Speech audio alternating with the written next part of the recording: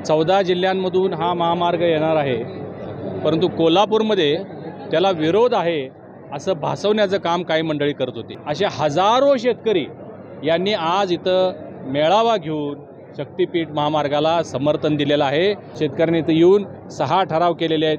हे 6च्या 6 ठराव आम्ही महाराष्ट्र शासनाच्या पुढे नेण्याचं अभिवचन त्यांना दिलेलं आहे।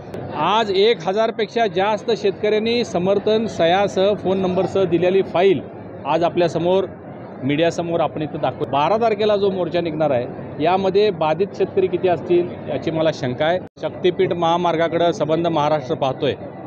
14 जिल्ह्यांमधून हा महामार्ग येणार आहे, परंतु कोल्हापूरमध्ये त्याला विरोध आहे असं भासवण्याचं काम काही मंडळी करत होती आणि म्हणून आज कोल्हापूर जिल्ह्यातील शक्तीपीठ महामार्गामध्ये ज्यांच्या जमिनी जाणार आहेत असे हजारो शेतकरी यांनी आज इथं मेळावा घेऊन शक्तीपीठ महामार्गाला समर्थन दिलेलं आहे।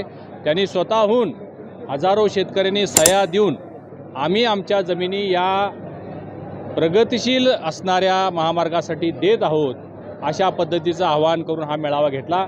या मेळाव्यासाठी आम्ही उपस्थित राहून मी असेल, आमदार राजेजी क्षीरसागर, आमदार गोपीजी पडळकर यांनी आम्ही या शेतकऱ्यांना आम्ही तुमच्या सोबत आहोत ही ग्वाही दिलेली आहे।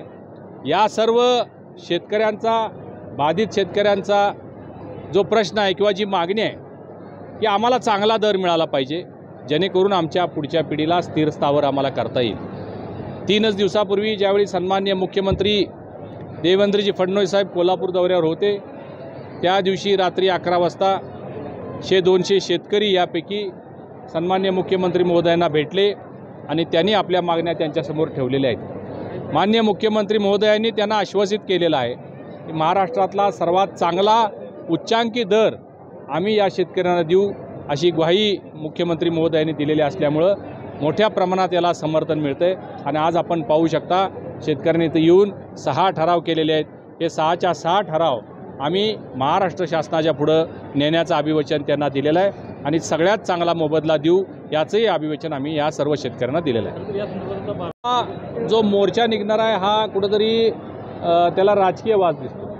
मी आपल्याला सुरुवातीला सांगितलं की कोल्हापूर जिल्ह्यामध्ये विकास होऊ नये यासाठी काही मंडळी, काही शक्ती काम करतात, त्याचाच भाग हा एक आपल्याला पाहायला मिळतो। मी स्वतः बाधित आहे, माझीसुद्धा जमीन या महामार्गामध्ये जाणार आहे आणि म्हणून आपण पाहू शकता, इथं संख्याच बघू शकता आपण की कशा पद्धतीनं लोक समर्थन करतायत। 12 तारखेला जो मोर्चा निघणार आहे यामध्ये बाधित शेतकरी किती असतील याची मला शंका आहे। त्याचबरोबर ज्यावेळी स्वतः सन्माननीय मुख्यमंत्री आणि आमचे दोन्ही उपमुख्यमंत्री दर घोषित करतील किंवा ज्या मागण्या त्यांच्या मान्य करतील त्याच्यानंतर असणारा हा विरोधाभाससुद्धा कमी होईल। जे शेतकरी आज तयार नाही आहेत, चांगला मोबदला मिळत असल्यानंतर तेही यामध्ये सामील होतील याचा मला विश्वास आहे। किती बाधित शेतकऱ्यांचं समर्थन? आज 1000 पेक्षा जास्त शेतकऱ्यांनी समर्थन सह्यासह फोन नंबरसह दिलेली फाईल आज आपल्या समोर मीडियासमोर आपण इथं दाखवलेली आहे। मुख्यमंत्री महोदयांना सुद्धा त्याची एक प्रत दिलेली आहे। हे फक्त कोल्हापूर जिल्ह्यातले शेतकरी आहेत। हे पहा, स्वतः सन्मान्य मुख्यमंत्री महोदयांनी सांगितले आम्ही कुठल्याही पद्धतीची जबरदस्ती करणार नाही, कुठल्याही पद्धतीचा निर्णय लादणार नाही।